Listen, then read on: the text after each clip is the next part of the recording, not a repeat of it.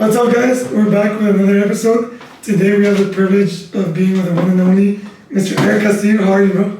Doing good, bro. Oh shit, we should have mentioned before. For the mic, are you gonna talk into this? Oh, okay, this circle here? Yeah. What's that? Okay. Yeah. Perfect. Sorry about that. What's on this? No, yeah, but yes. Yeah, no. How are you feeling, bro? I'm feeling great, man. I'm feeling blessed to be here with you guys too, because you guys I've been keeping up with your stories and your podcasts, and I met Diego a while back before I even met you in person. Yeah, in person. And, but I had met you through online and stuff, and with Rick and all, they all through, like, telling me stories about you. So, like, being awesome. Actually, yesterday was the first time I actually seen you in person. It was awesome. And then, like, being able to hang out and record with you guys, that's pretty cool too. Thank you for your time, for being here, bro. Mm-hmm. We know you're a very busy individual. For the people that might not know who you are, can you give a description of who you are, what you like to do, what stage you are in life? I know you have a lot of things going on, but I would love for the people to get to know you. Well, I'm a family man for sure. That's like probably like 80% of my time. No, I'm a family man. I'm a hard worker. You know, I'm a podcaster. I'm a free-spirited type of guy. I like to have good vibes everywhere I go. I love to learn from people, from anybody, from any age. I love to have talks. That's why I started the podcast like since 2018. How many years is that? I already lost count. Like 6 years? A lot. Yeah, like 6 years ago. But so I have a podcast called Infinite Talks Pod, and if you go to YouTube, you go to Instagram, you go to any streaming platform pretty much. Like if you go to Apple Podcasts or not Spotify Podcasts, I don't think Apple, you'll find my podcast there, and it's been there for years. I actually started recording with a little microphone, like little ugly microphone. Oh, actually, not even a microphone. It was from my phone. Oh, really? Just from my phone, and the quality wasn't that great. But I was like, let me just start, because if I wait till I get everything, it doesn't go 100%. But so I do all that, and I'm a dad. I love hanging out with my family. I love soccer. Something that I was actually born into. I hated it at first. Like, it's crazy. Like talking to you guys, like Chino was the freaking badass soccer players. But growing up, I was born into a soccer family. My mom and dad, super freaking amazing soccer players. And for the first years of my life, I hated soccer. Any specific reason? Because this was it was in my life every day. Like, I want to do something different, right? But now I'm like, man, I actually wish I would have done this since day one. I would have been an amazing player. Because even though now that I'm older, I practice almost every day or every other day, and I feel like, dude, if I would have practiced since I was a little kid, I would have been pretty decent, like maybe to play college ball or something, because the conditioning was crazy. Like growing up with sports athlete, my parents, my kids, my brother, like everybody who's like in our family, like is all athletic, so like I would have loved having that soccer training that I was exposed to very young, but I didn't like it. And I wasn't good at it. I wasn't coordinated. It took me a while. Yeah, and as a kid, normally the things that you don't feel necessarily comfortable with, you kind of push them aside. Yeah. Push them away. Within everything you said, bro, there's so many things we can talk about. Two things that really stood out for me from the very beginning, because I met you through your brother. I call him Coach Rick, but that's Rick Castillo, the owner of Rush Athletics, which is a strength and conditioning gym here in Austin that works with... In Laredo. What is it? Here in Austin. Here in Laredo, fuck, my bad. We're in the 956. Laredo, Texas, my bad. I don't know where you at. My head's all over the place. But he works with high school athletes, middle school athletes, and he actually gave me my start within like the strength and conditioning role. And I met your dad through there. Yeah. How old is he? He is 72 or something. He's gonna be 73, I think. He's already in the 70s, bro. Okay. Yeah. So when Coach Rick and I were doing a class for adults, and your dad would attend. He was at least 70 at the time, and he was fitter than a lot of people that were much younger. So that's something that stood out from the very get-go, like a very athletic family, and also very united. Yeah. Like Coach Rick would talk, or Rick, your brother, would talk like just marvelous things about you, about Jeff, who I haven't had the privilege of meeting, Yeah. about your dad and mom, and then I met your dad, and I saw like, oh, this is where like they got all their values and their morals. So can you speak a little bit about your childhood was growing up from the perspective of what your parents instilled on you, how your household was growing up? Well, dude, like I'm telling you, I was born in a soccer family, but also born into like a very spiritual, I guess, guided family. My parents, my mom more, my dad, like, but my dad too. But my mom was like kind of like the the anchor for like, hey, we gotta pray, you know. And it's como soccer, like, I didn't want to do it, you know, like praying up there, like, but she would always instill it in us, and because of my grandma, which I mentioned to you, you know. And my grandma was like the one that gave her that, you know, that lineage. So she took it over, and then when we were young, we were super into like praying. Like we get together, the whole family, like because all my tias live in the same block. So if you go to Santa Rita, whenever you guys want to go, it's outside of Laredo. Appreciate it. We used to play over there. Oh, a rato los invito al parque y luego para la carne asada. Yes, sir. Pero We're gonna hold you to that. ya está ahí, you know. I'm assuming it's over. So I was born into that kind of family where we're like very cold, like close to like praying. You know, we would like have dinner and prayer, or prayer and dinner actually, prayer and then dinner, and it was like all the kids were there, because the block is like full of primos and cousins and tias, you know, like, so we're all there, dude, hanging out, and it was like that was the kind of lifestyle I lived. Like I lived at a very young age, like between. Because I was born in Chicago, and I was over there with my cousins there, but then we moved to Laredo, and then like all my Laredo family was in that same block, and it was awesome, man. It was like one of the best experiences. We would play football, soccer, in la calle, you know. And then this is before even the parque that you go, España wasn't even built yet. Do you know the history behind it? I don't think I do. Oh, let me tell you a brief, because I know it's. Actually, I heard it. Yes, and tell the story. So please. my dad, in 94, 95, there was no parks for us to play. We'd always play like in a freaking empty lot, or in the street, or the leagues like over here by Colton and stuff. So my dad's like, hey, he went down there to the riverbank, and he saw that it was pretty much ready to go if we cleaned it. So they started. I think there was a baseball field there, pero lo más era a baseball field. There was no soccer field, and so my dad and a couple of my uncles and all of us, the family, we started cleaning it up little by little. By the time you know it, bro, there was two goalposts there, because we got permiso from the owner there, like from the actual colonia de Santa Rita. I think that was his name. That was the guy from Spain. And he's like, yeah, that guys, I'll sponsor you for like some stuff.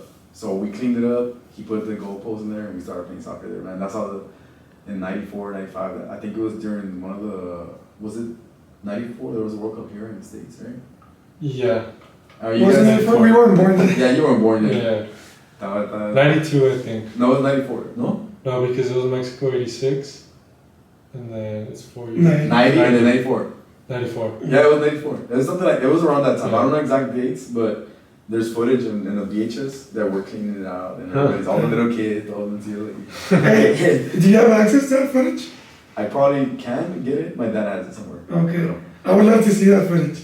But dude, like it's crazy because my dad was like super, like my dad is a diehard soccer fan, bro. Like if you talk to him about soccer, you're gonna talk for infinite. Like that's why I call it Infinite Talks podcast, Infinite Talks, because like me, but he's worse. Like if I get to talk to you, like I'll see you in the street somewhere, we'll be talking for days, and then like, hey bro, I gotta go. I'm like, you guys hard for us to talk to you. So my dad, you talk to him about anything, but specifically about soccer, you're gonna go into like another world, bro. Like you're talking about soccer for days, bro. And he's like, he knows stats, he knows, like he can tell you like exact years and players and coaches, and I'm like, dude, how do you have all that memory, like for that, you know? Como si tiene un giga drive más para eso, está guardando toda la información. So that's the kind of family I was raised into, bro. Like we're so super close knit. We were living in the same neighborhood. We found avenues when we didn't have any. We had to create it, you know, like pioneers in some sort of way. And since we were kids, man, we were just like super creative because we didn't have too much, so we had to be creative. Like, hey, so we don't have that, so how do we do that? We create stuff. So my mom, when she got us a camera, and Jeffrey's told this story a lot, but she bought a camera for all the holidays, right? Mm-hmm. Or the birthdays and stuff. So she would always take out like her VHS camera. So we started, hey, we can make movies now. So I made my first movie when I was about 9 or 10 years old. So like, I got all my cousins like, hey, I'm gonna be the director, the producer, and the writer, and you guys are gonna be the actors. So we made a little film, and this is about, what, I'll say 1989, bro. I was 11 years old. Holy shit. We weren't even in our dog. You guys were not even the thoughts of being born. So that's how, we were always close-knit, we were always creating stuff, making videos, just being creative, like, super fun, man. I think that's a perfect segue because I wanted to ask you, you do like really significant work and you can talk more about it, but what you do like impacts lives in a very significant manner. Coach Ray, obviously in a different realm, but super significant, and I got the privilege to be in that environment. Bro, the culture, like just the energy and the environment there is second to none. I know, dude. And then Jeffrey, you can describe more, but also really impressive dude, done amazing things. If you can describe a little bit more about each one of your guys' endeavors, and how is that instilled? Or like, because it's impressive how talented and I don't want to say successful because success can be relative, but just how impactful you guys are, like as a family. How was that developed? I don't know. I think because my parents were always very positive-minded people. You know, like there's always like room for growth. There's always room to do more. Like, don't get satisfied just with whatever you're doing. Like, if you see something in your mind and visualize it, there's ways to get it done. And not that necessarily they were telling us, but by action. And like, my dad's doing that, dude, that's crazy. My mom's doing this. Like, my mom started a business like not 2000. It was 1990, I think 92, bro, in downtown. No, it was actually at the downtown River Drive Mall. You guys don't remember that? Hey, y'all know about Laredo? Laredo had a River Drive Mall before the outlets, right? So the River Drive Mall, dude, it was pretty packed compared to what it is, like, what it was for a while. In the early 90s, late 80s, it was a big mall, dude, and my mom and my tias opened up a store there. And they instilled in us, hey, you gotta work. So we would go on the weekends because they didn't have babysitters.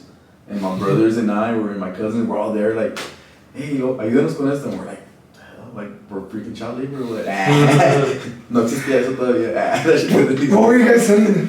My mom would sell fashion clothes. Like, it was called Fashion Report. So they would sell like dress attire for the night, like evening gowns and stuff like that, for parties and stuff like that, quinceañeras and weddings and stuff like that. It was fun, man. Like, I was there like in the mall, like a mall brat, just walking the whole mall. We'd go to Radio Shack and mess around with like the freaking pianos and keyboards and shit like that, and the cameras. It was fun, man. And we would walk around, and then we'd go downtown and walk around downtown and get lost. Like, oh shit, how do we get back? I was like a 12-year-old, 13-year-old, you know. How do we get back? And then after that, they opened up, after they shut down there, they went to across the street downtown. They had one there on Id Street. Iturbide, right? Yeah. Or Zaragoza. I don't know, one of those streets. I forgot what they call, but like as soon as you get out of the outlets, there's a street right there. Yeah. Like if you're going towards up, like not towards the river, like the other way. And they had a store right there for many years, like 2-3 years, and then the peso collapsed. You know, it went from like $1 for 3 pesos to like, I think it was 18 or 12, something like that. Like 12 pesos for $1. Which, if people don't know, Laredo is a border town. We're a border town. And a lot of our economy comes from people crossing from Mexico to Laredo. Yeah. And buying all types of stuff here. So when the Mexican peso goes down, that obviously... It affected our economy. And then, so my parents had to close down the shop. And we freaking loved it, bro. Like, we loved the shop. So it was sad that we lost it. It's not that we loved it. You guys spend more time together. Work. No, dude, that's actually pretty fun, man. I love fucking working there because we used to sell Cokes. We used to sell, like, my dad would buy it, like, hey, let's get sodas from H-E-B and sell them for 50 cents or whatever. So we'd be outside, like, selling soda, me, Rick, and Jeff, like, little entrepreneurs, man. It was so fun, man. And then, like, we would finish selling all the sodas, and we just walk around downtown. I'll take it with me. We'd look at the shoes and hats. We never bought shit, like, window shopping, but but it was fun, man. It was a great time. And so I'm telling you, like, we come from a family where, like, we've seen, like, ups and downs, but we never take the down as, like, hey, but it's like depressing. Yeah, it's a tough loss, whatever, but it's a learning lesson. Like, okay, you gotta move forward. So my mom and dad started like, hey, we didn't make it happen, whatever, but this is the next step, you know. So leading by example, that was a great motivator for me and my brothers. Like, cause Rick, like, look at him now, like he started Rush a few years ago, and in his garage, he had like 2 kids. I remember that. Yeah, it's pretty serendipitous because we lived in the same neighborhood at that time, and like I remember that specific house. Well, I don't want to give too much information, but it has like these fake Dalmatian dogs as They're real. as decoration. And I remember walking by. I would walk a lot in the neighborhood, and like seeing just kids do all these exercises and use equipment that I had been exposed to, but never in my life seen in person or like seen in the radio do that. And I would like try to like walk slower to see what they were doing, and they were doing all this like. Oh, you were that kid. Yeah. I remember in the video camera we saw that. No. Just creepy. No. That's a creeper. But I would see that and like, oh shit, that's so cool. And then months later, I messaged Coach Rick, not knowing it was that guy. And then he took me into Rush, and it was pretty serendipitous. Oh, cool, man. Yeah. That's crazy. And then that's Ricky's story, dude. Like he's always had visions, and he's like he starts little by little working on it, and then all of a sudden, like look at what he has now. Like he has a huge gym with like over I don't even know how many kids. He has tons of kids that all respect him. They like his attitude. They like what he brings to the table. They like what they get out of it, and then obviously they see the performance like increase, like whatever sport they play. My daughter goes there and she loves it, bro. Like she loves going there, and my brother is like super amazing, impactful person. You get around him and you just feel like, damn, I gotta step it up because he motivated me, and he knows how to motivate kids from any background. Like he's worked in like the toughest schools to like where he's at now. And he's worked with kids where there's limited access to resources, and he's made it work, bro. So he's a great motivator, and he got that from my parents. My parents, they were coaches, soccer coaches for many, many years. Like they would coach them. It was at my kid brothers, which is Jeff and Rick, their teams, and they would carry pretty much the whole team. Like all the kids, they would go pick them up, they go like drop them off, feed them, you know, take them to tournaments.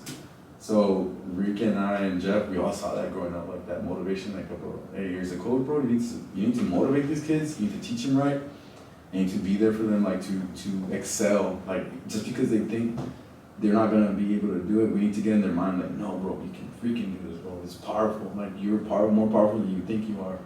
And then my dad made like the players that you would least expect to like be like that guy who's the guy, you know, the him. You know, you probably know what that is. I'm taking shots at him. I think that no, this is some new shit, you know what I mean? It's because you've seen him play, you haven't seen me. Once the him. Like, no, that's right, bro. You've seen him play, but once you've seen him play, you'll be like, oh, I know who's him. No, I'm pretty. But see, like that's not us that we can talk like that and we have like this badass vibe, right? Of course, always. That was all like taught to us like by our parents, bro. Like if you talk to my parents, you'll laugh, you'll cry, you'll have like a badass time, and there's always a sense of like belonging. You don't feel like, gee, I don't feel like they don't want me here, you know. We always make everybody welcome, bro. We have a crazy story. Like one time we're at the house, bro. Segue. They knock on the door, and my house in Santa Rita, like. We would never lock the door. The front door was always open. This is back in the days, guys. Now it's locked. Sometimes that. So we had this. Everybody in our neighborhood was pretty much cousins. They would just walk in and out of the house like without knocking, whatever. And then one day we're in the living room. It's my brothers, my mom, my dad. We're all watching TV, and they knock on the door. And then my dad's like, "Pásale, pásale," and they keep on knocking. Pásale! They kept on knocking. Pásale! Yeah, they opened the door. And actually my dad opens the door and there's like a gang of like 8 people that had just crossed the river or more, probably like 8 to 12 people. And pásale! And they walked in and my dad's like, who are these people? Like, but he didn't know, right? He didn't say it. But after like they came in and everything, they sat down in the living room. My dad was like, my mom, they fed them and stuff, and we had like they talked for a little bit. Then they left like an hour later, 2 hours later, and then my dad's like, yo no sé quiénes son esa gente. You just let them in, you're like, oh, come in. But they felt so welcome, dude. Like they could have just like, nah, but we don't know this guy, whatever. But they spent like 2 hours there. They ate dinner, That's crazy. and then they left. And then we were like, who the hell were those people? We had never seen them in our life. Damn. But that's what I'm saying. Like we come from that kind of background. Like we're so welcoming. Like we try to make people feel welcome and family. Like as soon as we get to meet you. Obviously, if you're a good cat, like we'll sense if you have some bad vibes. Yeah. Come on, Thank you for putting it on blast, bro. Nah, man. That was one of the things that with Coach Rick, when I started working with him, he was a mentor. Like he gave me experience. He taught me a lot, but he also treated me like a friend. I always saw him like a mentor figure, and then he started talking to me like a friend and being able to just connect on a more personal basis. I was like he just made me feel like family. Yeah. And I met your dad, and it was the same thing. Like, and that's why even though I hadn't met you in person, it just felt like family from the get go. Yeah, dude. And then Ricky told me about you because he was like, Eric, you know how you're onto this like all this stuff that we don't understand. I know the guy you can probably vibe with, and he told me this like 2 years before I even met you. Like he told me like, hey, I think when you were starting the coach room, which was at what 2022, 2023. Yeah, I think 23. Yeah, 23. Or 22. Somewhere around that time. 22. And he told me about you. He was like, dude, this guy, he's like all into the shit you're into. Like, he's talking about this and that. And I'm like, I don't know what he's talking about, but I know you would understand him, bro. He's like, you would probably like vibe with him pretty good. It's like, well, yeah, let me meet him. But we never met you. Till like later. But we had like some Zoom calls where we went. Oh yeah. But I'm talking about way before that. Oh, okay. He told me way before I even when I like told you, hey, let's be on the podcast. Remember? We went way before that. Yeah, that's true. He had told me like maybe a year or like 2 before that, and I was like, I want to meet this guy, you know, because you were talking to him about stuff that I wouldn't understand about like the nutrition stuff and like he was talking about like the solar energy and all that stuff. Like, 'cause I don't know about too much about that, but that's why I want to get to know you. And then when we started talking to him, like freaking download of information was, like, I still carry that, bro. Thank you so much, bro. It's mutual, bro. It's mutual. Yeah. So, like we can talk about more later, but like in terms of frequencies and like how they can affect mental state, like just so many things. You opened my eyes to that world, so I appreciate that. The feeling's mutual. No, see, so like I have like my brothers like Jeff. Have you talked to Jeff? Like, have you ever talked to Jeff? No, I've never met Jeff. No? I met the whole family. You already met Jeff? Yeah. At the game? Yeah, at the game. Like 2 games, 3 games. Oh yeah, cause we went to a lot of games. Thanks for hooking it up, bro. Like, or you too, because I was able to go to the games. Actually, that one time that you told me, like, and your mom was there. Yeah. That was pretty cool, man. Like, oh, man, like that was awesome. Like, I met your mom like that one day. Like, she was right behind me. Nah, I can't hit me like that. I was in line, and all of a sudden she was behind me. So that was pretty fun. But if you're talking to Jeff, dude, like he has to like go for days and talk about stories and super inspirational. He was also a coach at one time at OBJ for soccer. And I think basketball. For basketball, no, so like Jeff, man, like look at what he's doing now. Like he, as a young guy, he got married and had kids, and he kind of had to take a detour on his dreams. But he's like, I'm gonna find a way to get back to it because he wanted to be a filmmaker. Like I told you, when we were kids, we got inspired to make film. Like we would record like actual movies. We would do like comedy skits. Like before YouTube existed, we were like already doing that kind of vibe, like memes. We would like do like little funny stuff like on the camera, bro. Like walk around and just make fun of people or make fun of ourselves and make little skits and little characters. Like we were always into creating stuff. So he actually loved it more. So he continued to pursue that passion, and he wanted to be a filmmaker. So he's like, you know what, dude? After he got married and he had the kids, like, you know what? I'm going to figure out a way to do that. So he went the traditional way, like, oh, let me get a degree and all that stuff. But he wanted to go to film school initially, but he wasn't able to go in UT. But you know what? I can't go that route because of my family. But let me create a business that kind of feeds that energy that I need, you know, which is to create videos and stuff like that. You know, after that, like he just started like pursuing his dream, And then one day he's like, oh, bro, I'm going to New York City. What do you mean you're going to New York City? Yeah, I'm just going to go to New York City. I'm going to record all these guys and let's see what happens. Like, what do you mean? Yeah, like, I just quit my job, bro. Like, what? You quit your teaching job? Like, yeah. He flies to New York. The rest is history, bro. Like, this guy comes back with like so many freaking networking. I mean, obviously it's been hard work, but he's doing what he does, man. And super talented guy. Whenever you get to meet him, you're like, that's like talking to Eric and Rick. Like, a combination of both. Yeah. I'm looking forward to meeting him. I would love to. He's the only one. Digital Jeff, if you want to check it out. Digital Jeff on Instagram, right? Yeah. He has shitloads of followers. Yeah. He makes really cool content. Yeah. More on that AI side of things. Everything. Yeah, everything. But AI is pretty much like the latest, but he talks about everything. Man. Like, if you ever sit down and talk, like, Jeff's like a little encyclopedia, but like really well rounded. Hopefully we can get him as our next guest. You should probably, yeah, whenever he's in Austin. He's in Austin a lot. Yeah? Yeah. I'll hit him up on Instagram. I want to get Coach Rick, but I wouldn't do that to him, bro. He's the busiest man. I know, like, he's working a daytime job at a school. He's working with Rush, like, it's crazy. I know you have to go back to work, bro, so you let me know when you're good. Can you talk a little bit about what you do for work? I just think it's so important because you provide so much value to like people that really need it. So I was telling Jorge right now. Yeah. I mean, Diego, sorry. Jorge's a cool. Jorge's the Yeah, Diego. Diego's the other one. I was telling Diego right now, sorry, Diego. You gotta do it sometimes. Oh, fuck no, No, man. please don't say that. Don't you ever say that again, bro. That's disrespectful. Have you seen the movie Twins? No. Danny DeVito and Arnold Schwarzenegger. No, the disrespect I'm getting today, bro. Shit. Not countless, this is on me for fuck me. Yeah. Yeah, I gotta check it out. First and last episode we recorded with Castillo. This episode's not even gonna come on. No, like I was telling Diego earlier, when you were rocking for the stuff, for the equipment, I was like, dude, the work that I do is super impactful because I work for a company who does like intervention for kids.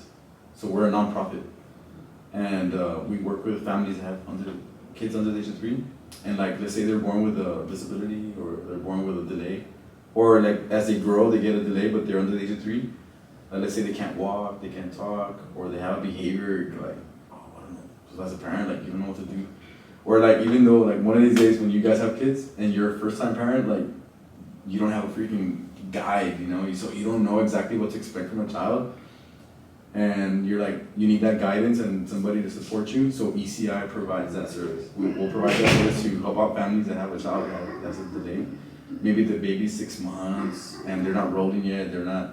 Maybe they're not using some of their hands correctly, or they diagnose them, whatever. At that point, they can qualify for services, bro, and pretty much. Pretty much they can qualify for services at pretty much very affordable or at no cost to them. Or if they have insurance, the insurance can pay for a lot of the services. Like if they have Medicaid or they have private insurance, it covers it because the government has these programs because they know that if a child is born with a delay or a diagnosis, those first 3 years of life are very important because that's when the brain is the most accessible. Like the sponge is new. The brain is new, the neurons are new, so you can do so much work if you target that age group. And then when they go to school, they're not gonna have a severe delay in anything. Or if they do have a delay, they at least know what resources they're gonna need going into the school systems and stuff like that. Because they know, like the government knows that if we drop the ball on these kiddos, when they go to school, it's gonna be severe. Like severe delays. They're not going to be able to identify these kids. So what happens is that they go through school and maybe they just had a moderate or like a slight delay, but then it became a severe delay throughout the years because they never got the correct intervention. And then it all started from 0 to 3. If we would have caught it at 0 to 3, we would have been able to keep them at par or level where the rest of the kids are at, or give them the access to the resources that they need so that when they go into the school system, they have somebody to guide them and lead them through whatever troubles they might have, you know, or whatever needs they might have. So that's what I do, man. I'm actually a speech therapist assistant. So I do speech, and I'm also I was telling Diego that I'm like the marketing, but for nonprofit it's called child find coordinator. So pretty much what I do is that I'm out in the community talking about what I do, what the company does for other kids, because this company or this program exists all over the States. And as long as you live in the States, you can get the services. It doesn't matter, if your income, insurance, but if the child's 0 to 3, we want to work with that child because we want to make sure that that child has all the access to intervention before they went to the school system. And not only that, but when we go to your house, the therapies that we provide are not like the traditional ones. Like when you go to a clinic, you drop off a kid, and then you wait in the lobby, and you're like waiting for the kid to get the therapy, and then they take out the child when he's done, and then you go home. So you pretty much are not involved in the therapy. That's the clinical setting. But for us, we actually go to your home, in the child's natural environment where the child feels the most comfortable, and we're gonna do therapy there with you and the child. We're gonna help you understand what we're doing, and then we're gonna teach you to do a lot of the things that we do. So the child has an ongoing support system throughout the day, not just in those. When I'm there 45 minutes and, you guys are no more therapy. No. I'm gonna teach you and empower you to be that guidance for your child, so that when I leave, there's ongoing intervention. Like if I teach you strategies, like for example, I'm a speech therapist, so if I go home and I'm like, hey, what do you do at 9 o'clock in the morning? He's like, no, because we're outside playing. So what do you do when you're playing outside? No, well, I just let them play in the playground or whatever. All right, let me observe. So I'll be there observing, and you know what? This is where we can intervene and kind of change it up for your son or your daughter, so they can be a little bit more. Let's say they're a year and a half and they're not saying any words, but they're running all over the place, and but don't just let them run all over the place. You gotta kind of be next to them. I'm gonna teach you how to do that. I'm gonna teach you what to look out for, how to intervene, how to use your words, how to use your eye contact, how to use your facial recognition, all that stuff, so that the baby is able to capture all of that, and the brain's gonna be like, hey, that's what I need to interact with my dad or my mom, or be able to express. Because sometimes as a parent, since we don't know, like you're a first-time parent, you're gonna be like, pues no sé, like that niño al rato habla, the kid, he's gonna talk. Like that was me when I first had my first daughter, when I had Bella, my first kid. Like I didn't know anything about development. I didn't know anything about I was just like, I should learn later. I hadn't been working at ECI yet. Like I had a different job, totally different job. Now I came con ECI. I was in child protective services. So my first 2 years when she was born, I didn't know anything about nothing. I just knew about safety and shit like that. But when I started studying speech, communication disorders, and I started working there at ECI, I'm like, dude, if I don't work with my kid, they're gonna get delayed. And I was started working with her, just as a parent, but learning everything from school and from work. And I was like, dude, it's so fun, dude, when you're able to see how a child is able to learn just by you knowing what to do. So that's what we do. We go to your home, we teach you, we demonstrate it, and then we let you practice. So that when we're all, it could be speech therapy, occupational therapy, physical therapy, autism intervention. Yeah, it's pretty intense. The autism intervention, dude, is one of the best ones. It's called the Parent Pathways Training Program. It's a tongue twister, and I'm a speech therapist. That one, it's pretty intense, bro, because if a child has 1 or 2 signs of autism, even if they're not diagnosed, we can start that therapy. And what we see is that child can adapt faster to communication. Because if they don't get through that little training or that program it's very intense, it's an 1.5 hour session. If they don't go through that 1.5 hour session with the provider that we have, the delay or the autism gets worse. And it keeps on increasing because nobody knows how to work with it. If you just go to a typical speech therapist that doesn't know exactly what to do, they're gonna work on all these different things, but it's not gonna work as effectively if you don't work on this kind of program. This program, it works on the essentials of communication.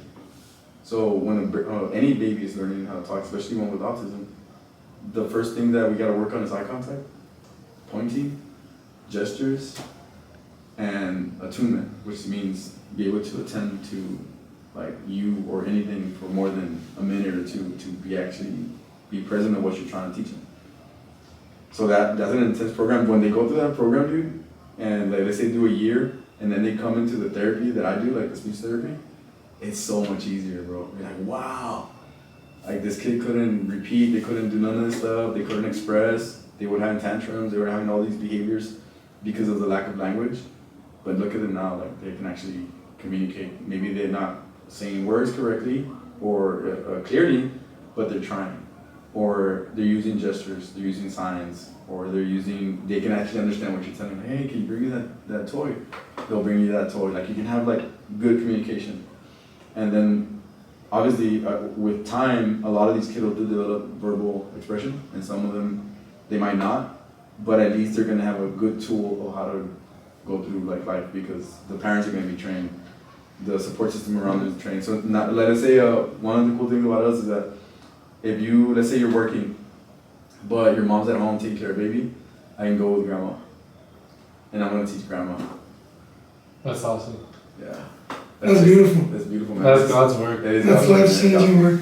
Yeah, that was the thing. That I love what I do, man. I love what I do.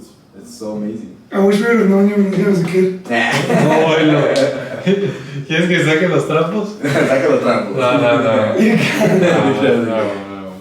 No, it's because when I was a kid, I went to like speech therapy in elementary school, but because of my voice, so it was more like reading techniques, stuff like that. I mean, I still stutter, so it didn't work at all. It didn't work too well. I never hear yourself. Nah, sometimes when I get excited, like I have a hard time. No, but this guy's just an asshole. I don't know, with time, are you good? We got 5. 5? All right, last question. I don't know if it's within your scope, but knowing you and how much you learn, how much you investigate, and how passionate you are about these things, is there anything you can share that you've researched or found out on preventive care? In terms of like, these things could contribute to maybe a baby's delay or anything like that? I would say like preventive care, like to prevent like a disease or prevent like. In terms of delay, or delays? if it's not preventable, or if it's like any signs that like, or just take away that people can. Well, let me tell you this.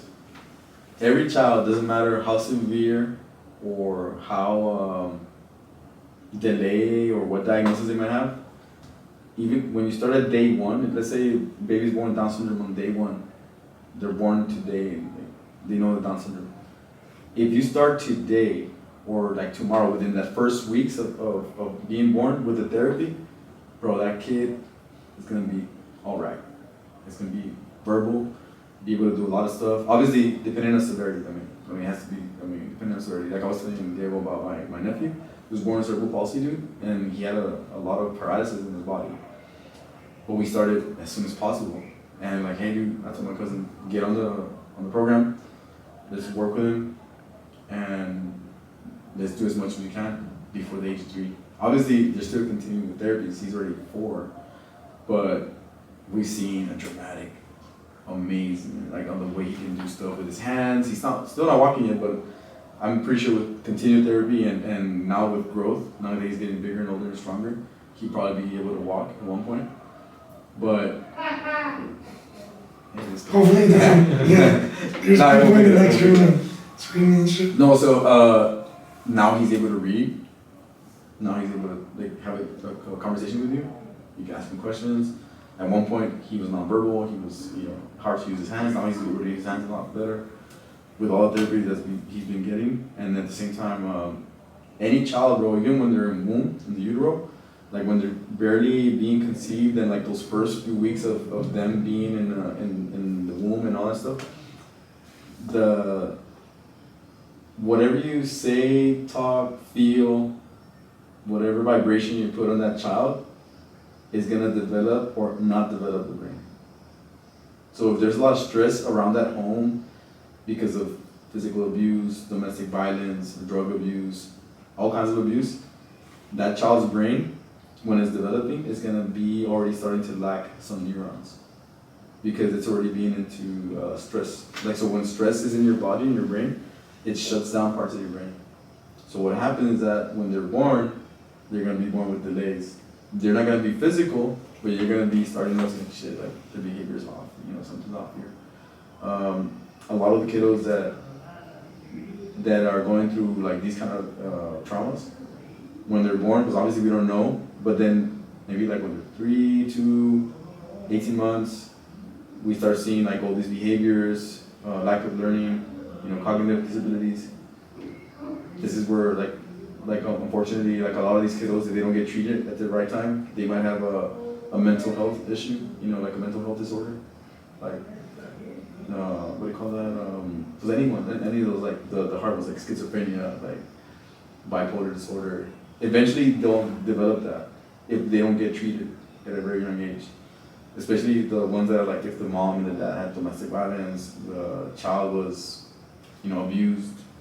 What happens is that whenever they go through a trauma, like I told you, that a big chunk of the brain just shuts off, and they don't get to access it anymore, unless there's a good intervention. Obviously, they do it because there's a survival mechanism. They want to do that, like shut the brain out, like the brain is protecting itself from these traumas. So wherever the memory's at, close it. And then when you look at an MRI of these two, like let's say the same kid, like if they get treatment, you'll see the brain like super dark at one point, but then with the MRI, after like several therapies and years of intervention, the brain lights up again. Oh, wow. Yeah, it's amazing, bro, what you can do with intervention. Well, that's amazing, bro. Thank you for what you do. To wrap up, where, if anyone is in this situation, like, where can you promote the service, or where can you point people to? I would promote it. Go to ECI Pride Niños, or just go to ECI wherever you live. Like if you live in Austin, there's an ECI over there as well. Or you live anywhere in the States, look for early childhood intervention. Every state has that program. It might be a little bit different in some ways, but they're all from 0 to 3. Okay. And some might have to from 3 to 5, depending on what the funding they get. But for most funding programs, it's 0 to 3. So anybody around the States, if you have a child that is going through some delay, or you have a concern for, like, hey, when I was pregnant, I was going through physical abuse or domestic violence or whatever. When the child's born, you can already look for intervention. Like, hey, can you give me evaluation for my child to see where he's at? And if he qualifies, they'll start doing the intervention. And then you can start seeing the impact of that child. It's amazing. Obviously, you need a good quality therapist too, but that's like a whole nother subgenre. But at least some kind of intervention like they're going to be getting is going to be good for that child and that family. That's beautiful. Well, we'll let you get back to work so you can continue to impact many of these kids' lives. Thank you so much for your time, bro. We'll definitely have to do another one. Yeah, we'll have to do another one. We're in Austin, man. Right. We've been waiting for you, bro. I know, dude. I can tell you might go in March. So. Whenever you want, you have a home there in Austin. Yes, sir. Yes, sir. Thank you, bro. Thank you guys for watching. Any questions, or we'll put all the Infinite Talks Pod. We'll tag Infinite Talks Pod. Jeffrey's page. We'll tag Rush. We'll tag EBI. Rush. Always repping. But thank you so much, bro. We appreciate you. Yes, sir. Yes, sir.